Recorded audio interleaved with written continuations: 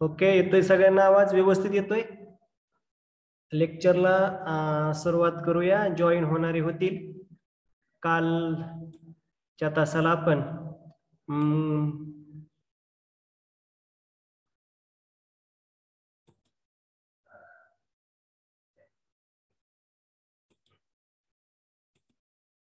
कालच्या तासाला आपण शोध ही वपू काळेंची जी कथा आहे त्या कथेला सुरुवात केलेली आहे. बरेचसे माहितीही आपण घेतलेली आहे, बरोबर. काल कथेचं वाचनही तुम्हाला व्हिडिओ पाठवलेला आहे. साधारणपणे पात्र परिचय आहे. आज आपण कथेचा सारांश तुम्हाला सांगितलेलाच आहे, तरी सुद्धा थोडस रिवाइज करूया. कथेचं नाव गडिया, कथेचं नाव शोध आहे आणि या कथेचे कथाकार वपू काळे, वसंत पुरुषोत्तम काळे. साधारणतः ही जी कथा आहे ही कथा ह्या 1 रुपयाच्या नोटेभोवती फिरताना आपल्याला दिसते, बरोबर.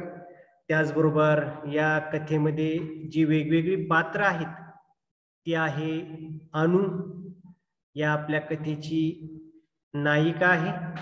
त्यानंतर आबासाहेब हे अनुचे वडील आहेत. त्यानंतर ही जी कथा आपल्याला निवेदन केलेली आहे किंवा सांगितलेली आहे ते लेखक आहेत किंवा निवेदक आहेत. त्यांची ती पत्नी मुक्ता आहे. यानंतर कथा सुरू झाल्यानंतर ज्यावेळी त्या नोटेचा शोधाशोध घ्यायची किंवा ज्याच्यामुळे त्या अनुचं रागावणं असेल किंवा हे नोटेचा शोधाशोध असेल, ते भिडे दाम्पत्य आहेत, भिडे पती पत्नी आहेत. त्यांना ती टॅक्सीमध्ये 1 रुपया कमी पडला म्हणून मुक्ता आणि तिच्या पतीने त्यांना ते नोट दिली अनुच्या टेबल काढून आणि तिथून तो प्रवास सुरू झालेला आहे.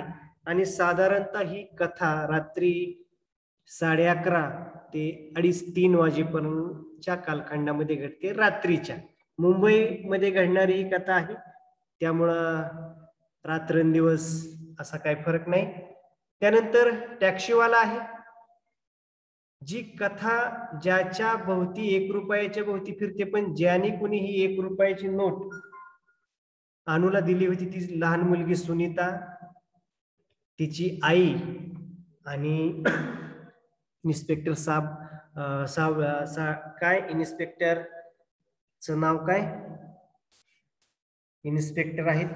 त्यानंतर ती 1 रुपयाची नोट ज्या हॉटेल मालकाला गेलेली होती, बरोबर, त्या मालकाचं नाव सुद्धा या कथेमध्ये आहे, पण त्यांचं एवढं जास्त वर्णन नाही. लक्षात आलं? शंकरराव आहेत, ते साळवे इन्स्पेक्टर आहेत. या सगळ्या गोष्टी आणि आपण कथेला सुरुवात करूया. तुम्हाला माहिती आहे ही कथा अनु नावाच्या व्यक्ती भोवती फिरते. तर आता आपण काही या कथेमध्ये जे परिच्छेद आहेत त्याचं थोडस स्पष्टीकरण पाहूया. कारण कथा वाङ्मय प्रकारामध्ये जे पहिलं प्रकरण आहे, मी तुम्हाला आधीही सांगितलेलं आहे की ते पहिलं प्रकरण, त्या प्रकरणावर तुम्हाला परिच्छेद येणार आहेत आणि त्याच्यावर बघून तुम्हाला उत्तरं लिहायची आहेत, बरोबर. पण ह्या 2 ज्या कथा आहेत, एक शोध कथा, एक गडी कथा, या कथा मात्र तुम्हाला त्याच्या कथेचा मध्यवर्ती कल्पना लक्षात ठेवायची आहे. कथेमध्ये येणारे पात्र आहेत ती पात्र लक्षात ठेवायची आहेत. त्याचप्रमाणे प्रत्येक पात्राची जी काही गुणवैशिष्ट्ये आहेत, काही स्वभाव वैशिष्ट्ये आहेत, ती स्वभाव वैशिष्ट्ये तुम्हाला लक्षात ठेवायची. कारण सुमत, अभिव्यक्ती या 2 कथेवर तुम्हाला कोणताही परिच्छेद येणार नाही, त्यामुळे तुम्हाला अभ्यासच करावा लागणार आहे, लक्षात ठेवावं लागणार आहे. उदाहरणार्थ असा प्रश्न येईल, तुमच्या शब्दात माहिती लिहा, भिडे दाम्पत्यांची सामाजिक बांधिलकी. तुम्ही जर या शोध या कथेचा जर स्वाध्याय पाहिला पाठीमाग, त्या स्वाध्यायाच्या बाहेरचा एकही प्रश्न येणार नाही, हेही तुम्ही लक्षात ठेवायचं आहे, बरोबर. किंवा शोध कथेची जी नायिका आहे अनु, हिचं व्यक्तिचित्र तुम्ही तुमच्या शब्दात काय करा, सांगा.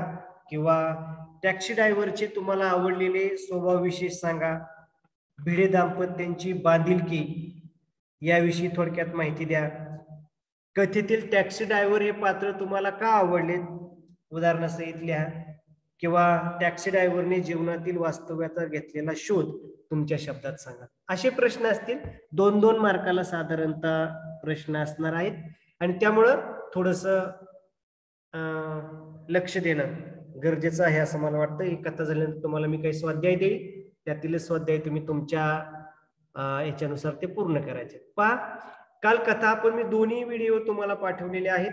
कथेचं प्रकट वाचनही पाठवलेलं आहे. तुमच्याकडे पुस्तक असेल किंवा तुमच्याकडं PDF असेल तर कथा व्यवस्थित वाचायची आहे. आधी स्वाध्याय वाचायचा, नंतर कथा वाचायची. साधारणतः अनु या व्यक्तीचं व्यक्तिचित्र किंवा रुपयाच्या नोटेस शोध असं काहीतरी आहे. आपण पाहूया. आता पहिल्या परिच्छेदामध्ये जर पाहिलं, पान नंबर तुम्ही जर पाहिला की पान नंबर माझ्या अंदाजाने पान नंबर आहे 70, बरोबर. पान नंबर 70 वरला पहिला परिच्छेद पहा. आता कथेला सुरुवात होती आहे. आपण कथेची जी वैशिष्ट्य पाहिलेली आहेत, कथेचे जे घटक पाहिलेले आहेत ते सगळे आता इथे येणार आहेत, बरोबर. सुरुवात होते कथेला. कथेला सुरुवात, मध्य आणि शेवट हे कथेचं तंत्र आहे. आता रात्रीचे साधारणतः 11:30 वाजलेले आहेत. अनु नायर हॉस्पिटलमध्ये कामाला आहे, बरोबर. आणि अनुच्या घरी हे निवेदक किंवा आपण लेखक म्हणूया आणि त्याची पत्नी मुक्ता ही त्या ठिकाणी आलेली आहे आणि कथानकाला सुरुवात होते. अनु, आम्ही दोघं तुझी माफी मागतो, हवं तर तू काहीतरी बोल, अशी गप्प बसू नकोस. मी एवढं म्हणालो तरी ती गप्प राहिली. मी मुक्ताकडे पाहिलं, तिनंही माझ्याकडे त्याच नजरेनं पाहिलं. नंतर काय करावं दोघांनाही सुचेना.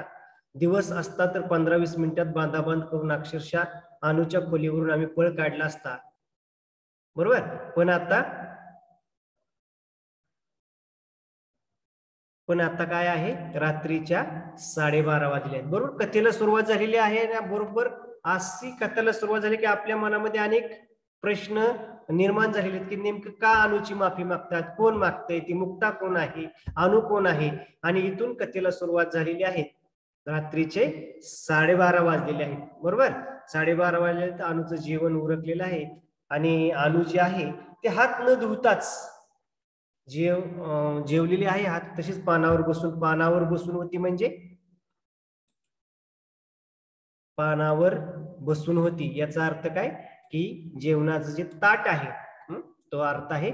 मुक्तानं बोलण्याचा प्रयत्न केला. मुक्ताकडे नजर रोखीत अनु म्हणाली, तुम्ही रुपयाची ती नोट घ्यायला नको होती, बरोबर. आणि आता मात्र हळूहळू एक एक प्रसंग, एक एक घटना, एक एक पात्र आपल्या कथेमध्ये येऊ लागलेलं आहे, बरोबर. का अनु नाराज झालेले आहे, दोघ जण का माफी मागत आहेत, बरोबर. आणि ते का म्हणत आहेत की आता आम्ही सकाळचं असतं तर लगेच घर निघून गेलो असतो, पण रात्रीच्या 12:30 वाजलेले आहेत, त्यामुळे आता आम्हाला जाताही येत नाही. अनु तशीच तिचीच खुली आहे, त्याच्याच रूमवर हे दोघ जण पाहुणे म्हणूया आपण, गेस्ट आलेले आहेत आणि तशीच ती बसलेली आहे. नजर रोखीत या कथेमध्ये अनेक वाक्प्रचार येणार आहे. नजर रोखणे म्हणजे काय, रागाने पाहणे. आणि रागाने पाहून अनु काय म्हणते, तुम्ही रुपयाची ती नोट घ्यायला नको होते. आणि मग कथेला या ठिकाणी परत सुरुवात होते आहे, बरोबर.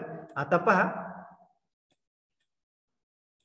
सुरुवात झालेली आहे तिच्या स्वरातली नाराजी, बरोबर. तिची 1 रुपयाची नोट. आपल्याला प्रश्न पडला असेल, अरे एवढी अनु मुंबईमध्ये राहते आहे आणि एवढ्या सगळ्या गोष्टी आणि 1 रुपयाच्या नोटीसाठी ही एवढी का नाराज झालेली आहे. जेवण झालेलं आहे, दोघं सारखे म्हणतात की आम्ही माफी मागतो, आम्ही माफी मागतो. तर अनु त्यांना माफ का करत नाही, की प्रश्न 1 रुपयाचाच आहे आणि 1 रुपयाच्या नोटीचाच आहे.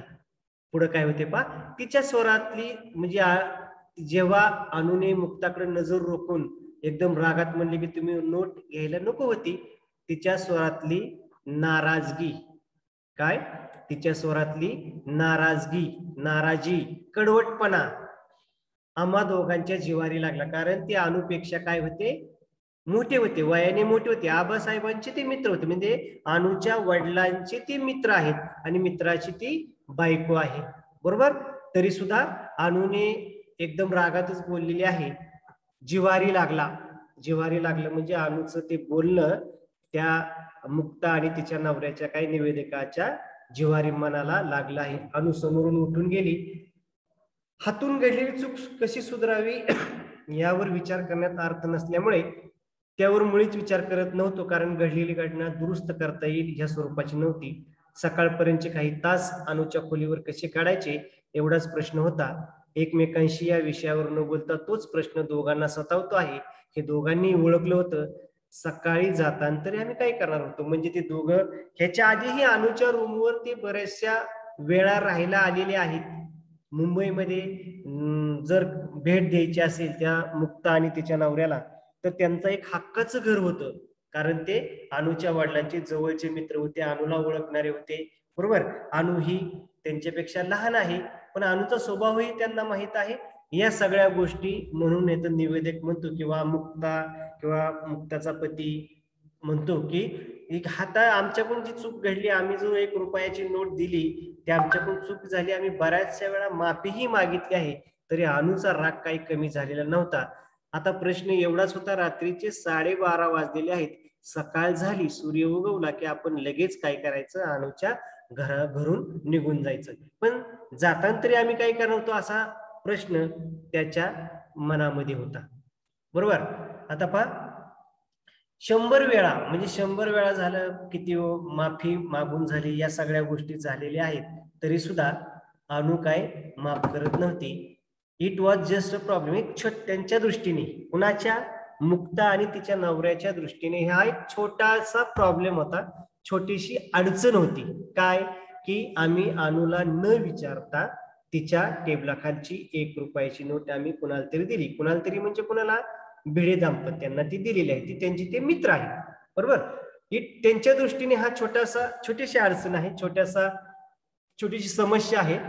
पण हा एक अडचण सुद्धा आहे, ब्लेम सुद्धा आहे. ब्लेम म्हणजे काय, आरोप करणे. अनुने सरळ सरळ त्या दोघांवर काय केलेला आहे, आरोप केलेला आपल्याला दिसून येतो.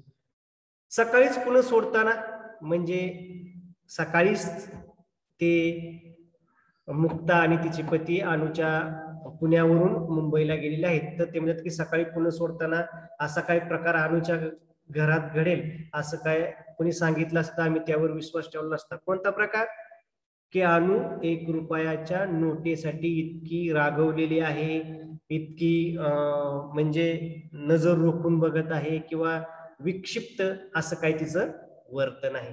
बरोबर.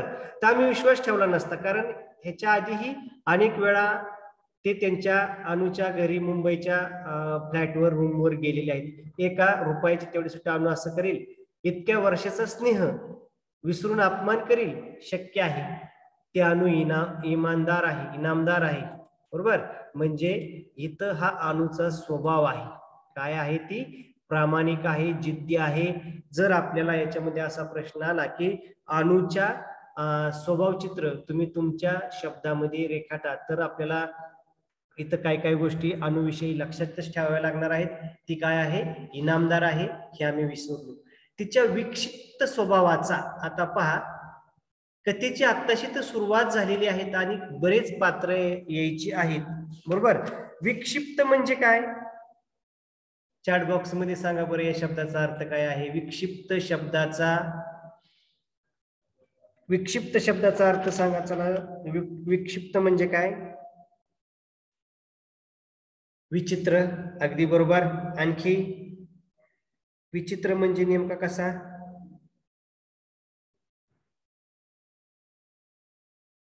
चमत्कारिक आहे. बरोबर. आणि त्या ठिकाणी आताच कथेला सुरुवात झालेली आहे. आता बघू पुढे काय काय होते. वेगळा आहे, विक्षिप्त. लक्षात ठेवा, आता आपल्याला विक्षिप्त वाटतोय अनुचा स्वभाव. बरोबर. पण हाच विक्षिप्त स्वभाव जशी जशी कथा पुढे जाईल, जसं जसं कथेमध्ये नवीन नवीन पात्र येत जातील, तसं तसं आपल्याला आपण तिच्या स्वभावाविषयी जे काही मनामध्ये गृहीत धरलेलं आहे ते कसं कसं विरळ होत जातं हे आपल्याला दिसणार आहे. काय म्हणतात निवेदक, म्हणतात की अनु इनामदार आहे, म्हणजे हुशार आहे, प्रामाणिक आहे, पण विक्षिप्त स्वभाव माहित आहे, विसर पडावा ह्यात काही चूक नव्हती. तिचा हा असला विक्षिप्त स्वभाव मला खरं तर आवडलेला. काय म्हणतात की त्याचा हा जो असा विचित्र स्वभाव आहे, वेगळा स्वभाव आहे, तो मला काय झालेला आहे, आवडला होता. म्हणजे अनुची आणि निवेदिकाची अगदी खूप वर्षाची काय असलेली आपल्याला दिसून येते, ओळख असलेली आपल्याला दिसून येते. चमत्कारिक, तरेवाईक, विचित्र, लहरी असा या विक्षिप्त शब्दाचा अर्थ आहे. काय? चमत्कारिक, तरेवाईक, लहरी किंवा विचित्र, हे चारही त्या शब्दाला समानार्थी शब्द आहेत. लक्षात आलं? अगदी पहिल्यापासून म्हणजे BA, अनुचं शिक्षण काय झालेलं आहे, BA म्हणजे बॅचलर ऑफ आर्ट, ही कला शाखेतून मिळणारी पदवी आहे. तुम्ही जे आता शिक्षण घेताय त्याच्यानंतर तुम्ही जर पुढे घेतले तर तुम्ही BSc, बरोबर, बॅचलर ऑफ सायन्स. आणि BA म्हणजे अनुचं शिक्षण किती झालेलं आहे, BA पर्यंत अनुचं शिक्षण झालेलं आहे. नंतर तिनं आबासाहेबांचा निरोप घेतला, तेव्हापासून तिनं घराला रामराम ठोकला. वाक्प्रचार आहे तर घराला रामराम ठोकणे म्हणजे काय, घरातून निघून जाणे. अनेक वाक्प्रचार तुम्हाला या कथेमध्ये दिसणार आहेत. आणि पुन्हा आता एक नवीन पात्र या ठिकाणी आलेलं आहे, आबासाहेब, बरोबर. आता आपल्याला मनात प्रश्न पडेल की आबासाहेब कोण आहेत, तर आपण आधीच पाहिलेलं आहे की आबासाहेब कोण आहेत. आबासाहेब हे अनुचे वडील आहेत. लक्षात आलं? आबासाहेब कोण आहेत, आबासाहेब अनुचे वडील आहेत. आणि तिने घर सोडलेलं आहे, BA पर्यंत शिक्षण घेतलेलं आहे. लक्षात आलं? BA पर्यंत शिक्षण घेतलेलं आहे.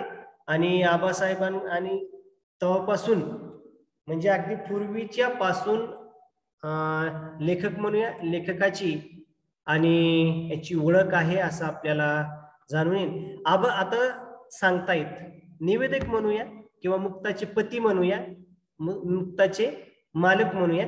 आबासाहेबांकडे सहज चक्कर टाकली. आता ती कथा पुढं काय करतायत सांगतायत. सहज चक्कर टाकली एक रुटीन म्हणून. रुटीन म्हणजे काय, सहज आपलं, चला दरवेळेस जातो आपण, आताही जाऊया. इकडच्या तिकडच्या गप्पा झाल्या आणि सहज विचारलं, आबासाहेब अनु दिसत नाही कुठं, बरोबर. सहज विचारलं की अनु दिसत नाही. त्या आबासाहेबांनी सांगितलं तिनं घर सोडलं. आश्चर्याचा धक्का बसला. 5 वर्षापूर्वी. किती वर्षापुरतं? 5 वर्षापुरतं. मी समजलं नाही. त्याचं असं आहे. आता हा शब्द तुम्ही, या शब्दाचा अर्थ लिहून घ्या. प्राप्तेषु षोडशे वर्ष, ही एक संस्कृत म्हण आहे पा. प्राप्तेषु षोडशे वर्षे पुत्रे मित्र वधारेत, त्या पुढचा आहे. पण आपण एवढाच शब्दाचा अर्थ पाहूया. हा या शब्दामधून किंवा या म्हणीमधून, या शुभाशतामधून आपल्याला आबासाहेबांचा स्वभाव कळणार आहे. जसं अनुचा स्वभाव आपल्याला कळणार आहे तसंच आबासाहेबांचा सुद्धा स्वभाव कळणार आहे. आबासाहेब काय म्हणतात की त्याचा असा आहे, प्राप्तेषु षोडशे वर्ष. या ठिकाणी षोडशे या शब्दाचा अर्थ आहे 16 वर्ष आणि प्राप्तेशे या शब्दाचा आहे पुत्राचं. म्हणजे आपल्या घरामध्ये जर एखादा मुलगा जन्माला आला तर 5 वर्षापर्यंत त्या मुलाचा लाड करायचा असतो. किती वर्षापर्यंत लाड करायचा असतो? 1 ते 5 वर्षापर्यंत मुलाचा लाड. गाडी आणून द्या बाबा, द्यायची, मला हे पाहिजे, मला ते पाहिजे, द्यायचं, सगळं लाड करायचं. किती वर्षापर्यंत? 5 वर्ष. आता 5 ते 15 वर्ष हा जो कालखंड आहे, साधारणतः ते शाळेत जायला लागेल आणि 15 वर्षापर्यंत म्हणजे 10वी पर्यंत अंदाजे असा आपण कालखंड धरूया, बरोबर. ह्या 5 ते 15 वर्षात साधारणतः 1 ते 10वी पर्यंत मुलाचा लाड करायचा, धाक ठेवायचा का आणखी काय करायचं, हे वडिलांनी थोडक्यात मुलाला धाकात ठेवायचं आहे. किती वर्ष? 1 ते 5 वर्ष लाड करायचा, 5 ते 15 वर्ष मुलाला धाकात लाड करायचं. पण ज्यावेळी मुलाला 16वं वर्ष लागेल, कळालं, ज्यावेळी मुलाला 16वं वर्ष लागेल त्यावेळी मात्र वडिलांनी मुलाबरोबर मैत्री करायची आहे. एका मित्राप्रमाणे वडिलांबरोबर वडिलांनी मुलाबरोबर राहायचं आहे. म्हणजे मुलाने वडिलांना मित्र मानायचं का नाही हा प्रश्न वेगळा, पण वडिलांनी मात्र मुलाला काय मानायचं आहे, मित्र. म्हणजे त्यांच्यामध्ये काही ज्या समस्या असतील, जे काही प्रश्न असतील, जसं एखादी गोष्ट आपण घरी कुठं सांगत नाही पण मित्र मैत्रिणीला सांगतो, तसं प्राप्तेषु षोडशे वर्ष ह्या संस्कृत शुभाषिताचा काय आहे, अर्थ आहे. आणि त्याचा अर्थ काय, मुलगा 16 वर्षाचा झाल्यावर त्याला मित्राप्रमाणे वागवायचं आहे. बरोबर. आता हे मुलगा झालं, आपली पितृसत्ताक संस्कृती आहे ना. आता मुलगी 16 वर्षानंतर झाल्यानंतर काय मग करायचं, पुढं तेच आहे पा. मग या ठिकाणी जो आबासाहेब आहेत, आता कोणतरी म्हणलं की इनामदार, ते इनामदार अनुचं आडनाव नाही. इनामदार म्हणजे इमानदार म्हणजे काय, प्रामाणिक या अर्थाने तो शब्द आलेला नाही. तर अनु इमानदार इनामदार असं तुम्ही आडनाव लावता, तर आडनाव या कथेमध्ये कुठेही आलेलं नाही. लक्षात आलं, आडनाव आलेलं नाही. ते काय आहे, ते स्वभाव गुण आहे. बरोबर, लक्षात आलं. आणि मग त्याचं असं झालं, प्राप्तेषु षोडशी वर्ष हा नियम फक्त मुलांच्याच बाबतीत सांभाळतो आपण, मुलींनाही तोच न्याय लावायला हवा. आणि अनुसारख्या मुलीच्या बाबतीत तर ही सवलत प्रथम आहे. ते वडिलांचं म्हणणं आहे, कुणाच्या, अनुच्या वडिलांचं म्हणणं आहे की आपण, म्हणजे यावरून जे अनुचे वडील आबासाहेब आहेत, या आबासाहेबांचा एक गुण आपल्याला लक्षात येतो की आबासाहेब स्त्री पुरुष समानता मानणारे आहेत. मुलगा आणि मुलगी असा भेद करणारे नाहीत. स्त्री पुरुष म्हणजे एक स्वभाव गुण आहे आबासाहेबांचा. तुम्हाला असाही प्रश्न आला शोध कथेच्या आधारे आबासाहेबांचं स्वभाव विशेष तुम्ही तुमच्या शब्दात लिहा. पहिला गुणविशेष आबांचा कोणता असणार आहे, ते स्त्री पुरुष समानता मानतात. स्त्री वेगळी पुरुष वेगळे, मुलाचा लाड करायचा, मुलीचा लाड करायचं नाही. बरोबर. जसं मुलाला 16व्या वर्षानंतर मित्राचा दर्जा द्यायचा, तसं मुलीलाही द्यायचा. हे आता बऱ्याचशा घरामध्ये केवळ अशक्य आहे, केवळ असेलही, पण आपली जर संस्कृती पाहिली तर थोडस आपल्याला थोडी शंका येते. बरोबर. काही घरांमध्ये याच्यापेक्षाही जास्त चांगलं वातावरण असेल. बरोबर. मुलींनाही तोच न्याय. आबासाहेब काय म्हणतात की मुलींना जसं आपण मुलांना न्याय देतो तसं मुलींनाही द्यायला पाहिजे. आणि अनुसारख्या मुलीच्या बाबतीत, बरोबर, हे वाक्य महत्वाचं आहे की अनुसारख्या मुलीच्या बाबतीत तर काय करायला पाहिजे, ते आधी द्यायला पाहिजे. म्हणजे आबासाहेबांनाही त्यांच्या मुलीच्या स्वभावाविषयी, त्या मुलीच्या म्हणजे या एकूणच सगळ्या गोष्टीविषयी काय आहे, सगळं गोष्टी आहे. म्हणजे दोघांना एकमेकांच्या गोष्टी, म्हणजे ते एकमेकावर विश्वास ठेवतात, ते सगळं मान्य आहे. पण घर सोडायचं कारण, यावरती निवेदक म्हणतात की सगळं मान्य आणि फक्त 5 वर्षासाठी का घर सोडायचं आहे, निघून जायचं आहे, फक्त किती वर्षासाठी आहे, फक्त ते 5 वर्षासाठी का. प्रश्न पडते, पण का तिनं माझ्याजवळ केवळ 5 वर्षाची सवलत दिली. सवलत दिली म्हणजे की मागून येते की म्हणजे काय, पण 5 वर्ष घर सोडून गेली. आणि या ठिकाणी जी अनु आहे ती काय म्हणते, अनु म्हणते मला वाईट वाटू नये म्हणून. बरोबर. तिच्यासाठी नाही तर माझ्यासाठी. तिला कायमच किंवा तिचा स्वभावच असा आहे की तिला सगळं तिच्या नजरेतून पाहायचं आहे, पुढे ते येणारच आहे. आणि आबासाहेब काय म्हणतात की ती तिच्यासाठी नाही गेली 5 वर्षे, तर माझ्यासाठी गेलेली आहे, मला वाईट वाटू नये म्हणून. बरोबर. आलं लक्षात. एकूण अंदाज येऊन मी म्हणालो तोच आबासाहेब म्हणाले, तिचं मला थोडस पटलं, थोडस म्हणण्यापेक्षा पुष्कळस. बरोबर.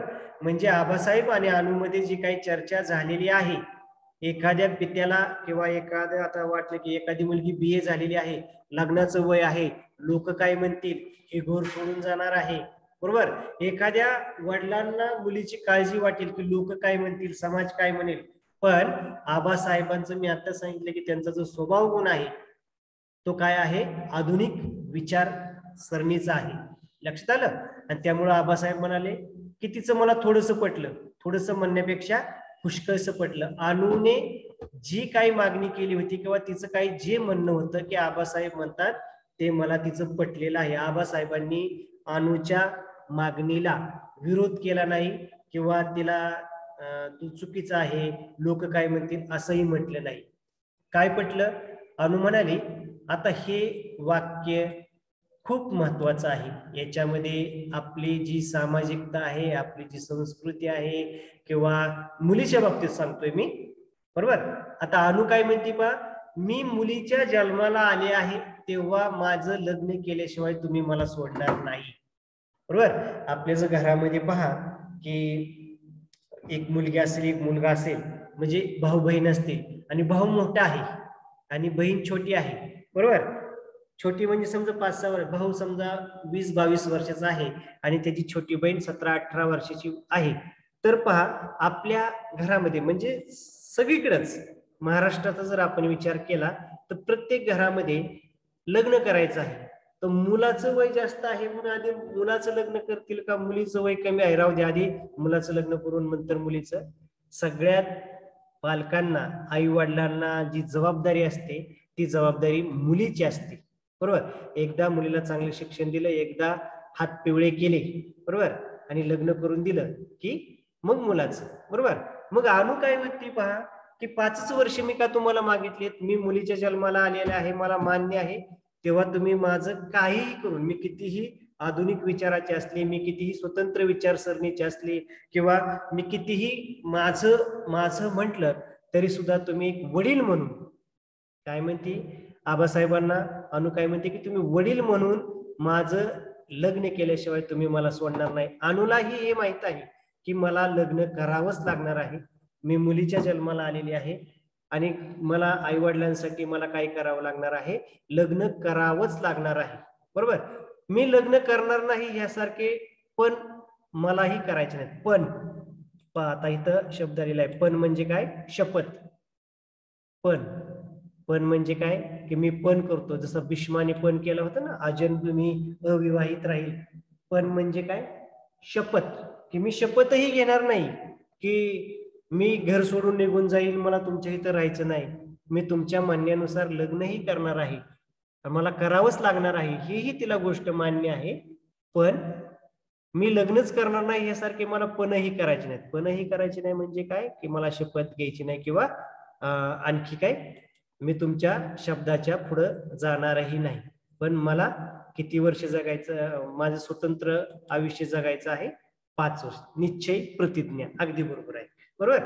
म्हणजे हाही स्वभाव आपल्याला अनुचा कळतो. ती मुलगी आहे, मान्य आहे, तिला वेगळ्या विचारसरणीचे आहे, मान्य आहे, पण आपल्या निर्णयामुळं वडिलांना मान खाली घालावी लागेल किंवा वडिलांना अपमानाची बाजू स्वीकारावी लागेल, हीही तिने सगळा विचार केलेला आहे. म्हणजे तिचा विचार काय आहे, परिपूर्ण आहे किंवा ती स्वतंत्र विचाराची आहे, आपण असं म्हणू शकतो. पुढे पाहूया. फक्त लग्नापूर्वी मला 5 वर्ष स्वतःची म्हणून जगायची आहेत. काय की लग्नापूर्वी 5 वर्ष, किती वर्ष, फक्त 5 वर्ष मला स्वतःची म्हणून जगायची आहेत. म्हणजे कशी, हा प्रश्न मीही तिला विचारते तेव्हा ती म्हणाली 5 वर्षे माझी स्वतःची म्हणजे प्युअरली याचा काय, माझीच असतील, शुद्ध ती माझी असतील ना, वडिलांचा त्याच्यावर काय असेल, वडिलांचा हक्क असेल, घरच्यांचा हक्क असेल, आणखी कोणाचा, अजून तर लग्न झालं नाही त्यामुळे नवऱ्याचा काही प्रश्नच नाही. लक्षात आलं, ही माझी स्वतःची असावी, त्या वर्षाशी कुणाचाही संबंध असता कामा नये, मला त्याचा कोणी अकाउंट विचारता कामा नये. अकाउंट म्हणजे काय, हिशेब विचारायचं नाही की तू 5 वर्ष घरातून निघून गेली, पहिल्या वर्षी काय केलं, दुसऱ्या वर्षी काय केलं, कुठं काम केलं, किती पैसे मिळवले, कुठे राहत होती, कुणावर राहत होती. अकाउंट, काहीही हिशेब मागायचा नाही. तुम्ही सुद्धा म्हणजे कुणी, अगदी आबासाहेबांनी सुद्धा त्या 5 वर्षाचा हिशोब मागायचा नाही. 5 वर्ष झाले की मी घरी येईल आणि आबासाहेब म्हणतील तसं मी करणार आहे.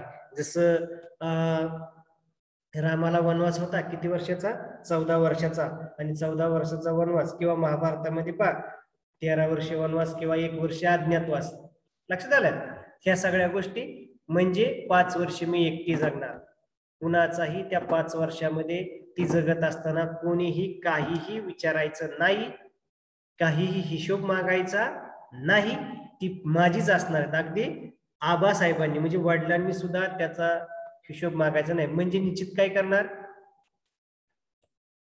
आबासाहेब म्हणाले, अगदी तिच्या शब्दात सांगतो, ती म्हणाली, आता हे वाक्य खूप महत्वाचं आहे पहा. तिचं जी विचारसरणी आहे त्या विचारसरणीचा आपल्याला थोडक्यात कल्पना येईल. कुणाच्या ना कुणाच्या कलानं चालण्याची सवय प्रत्येक व्यक्ती परंपरेने लावून घेते. माणूस स्वतःचं व्यक्तिमत्व स्वतः घडवत नाही.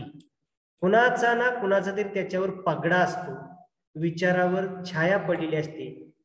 बरोबर, इथपर्यंत पाहूया आपण. अनु काय म्हणते की आपण एखाद्या कुटुंबामध्ये जन्माला येतो, एकत्र कुटुंब पद्धती असेल किंवा आई वडील असतील, भाऊ बहीण असतील, आजी आजोबा असेल, तर आपल्या जगण्यावर आता पुढच्याही परिषदेमध्ये येणार आहे की प्रत्येक माणसाचा जन्म स्वतंत्र असतो, प्रत्येक जण युनिक असतो, प्रत्येकाचा मेंदू वेगळा असतो, स्वभाव गुण वेगळा असतो. पण आपण ज्या घरात राहतो, ज्या कुटुंबात राहतो, ज्या समाजात राहतो किंवा ज्या देशात राहतो, त्याच्या काही सवयी आपोआप आपल्या स्वभाव गुणावर काय होत असतात, पडत असतात. कुणाच्या ना कुणाच्या कलानं चालण्याची सवय प्रत्येक व्यक्ती ठरवून मग आपण आईचा आदर्श घेतो, कधी वडिलांचा आदर्श घेतो, कधी मोठ्या बहिणीचा आदर्श घेतो, कधी आजीचा आदर्श घेतो, आजोबांचा घेतो, दादाचा घेतो. बरोबर, आपण कुणाच्या कलानं चालणं म्हणजे काय, त्याचं जे जगण्याची जीवनदृष्टी आहे किंवा त्याचं जीवन जगण्याचं जे काय तत्वज्ञान आहे त्यानुसार आपण चालण्याचा प्रयत्न करतो. आपोआपच लहानपणापासून आपल्यावर त्या गोष्टींचं काय होत असतं, आपल्यावर परिणाम होत असतो. परंपरेने आपण लावून घेतो. माणूस स्वतःचं व्यक्तिमत्व स्वतः घडवत नाही. बरोबर ना? आई म्हणाले म्हणून, बाबा म्हणाले म्हणून, आजी म्हणाले म्हणून, आजोबा म्हणाले म्हणून आपण काय करतो, आपल्याला त्यामध्ये मोल्ड म्हणजे त्यामध्ये आपल्याला एकरूप करत असतो. बरोबर, कुणाचा ना कुणाचा तरी तेव्हा पगडा असतो. पगडा असणे म्हणजे काय, वाक्प्रचार आहे. पगडा असणे, चला अर्थ सांगायचा आहे चॅट बॉक्स मध्ये. पगडा असणे हा एक वाक्प्रचार आहे. काय, पगडा असणे म्हणजे पटपट, पगडा असणे म्हणजे काय, प्रभाव असणे. त्या व्यक्तींच्या स्वभाव गुणांचा आपल्यावर काय असतो, आपल्यावर त्यांचा प्रभाव असतो किंवा आपण तसं वागण्याचा काय करत असतो, प्रयत्न करत असतो. बरोबर, आणि म्हणून हे जे आहे हे अनुला काय होत नाही, आवडत नाही. म्हणून तिला स्वतःची 5 वर्ष जगायची आहेत. बरोबर, हे वाक्य महत्वाचं आहे. कुणाचा ना कुणाचा तरी आपल्यावर पगडा असतो, प्रभाव असतो, त्यांच्या कलानं आपण वागण्याचा काय करत असतो, प्रयत्न करत असतो. बरोबर, आणि विचारांवर छाया पडलेली असते. म्हणजे काय, आपण जे वागत असतो त्याच्यावर त्यांचा काही ना काही प्रभाव आपल्याला पडत असतो. बरोबर, आईबाप एखाद्या व्यक्तीवर प्रेम करतात. अनु काय म्हणते की आईबाप, आपले जे आई वडील असतात हे आपल्यावर प्रेम करत असतात. का, हे वरच्याच सगळ्या गोष्टी आपल्याला त्यामध्ये दिसून येतील पहा. म्हणून आईबाप आपल्यावर प्रेम करत असतात. म्हणून जो मुलगा असतो, बरोबर, म्हणून मूल त्या व्यक्तीवर प्रेम करू लागतं. जे आई वडिलांचे शत्रू तेच त्या मुलाचे शत्रू. याचाच अर्थ असा की स्वतःचा स्वतंत्र मेंदू जन्माला घेऊन आलेला जीव दुसऱ्याचं ऐकतो. महत्वाचं वाक्य आहे पहा. स्वतःचे आई वडील मुलावर प्रेम करतात म्हणून मुलगा आई वडिलांवर प्रेम करतो, त्यांना आपला आदर्श मानण्याचा प्रयत्न करतो किंवा त्यांच्याप्रमाणे वागण्याचा प्रयत्न करतो.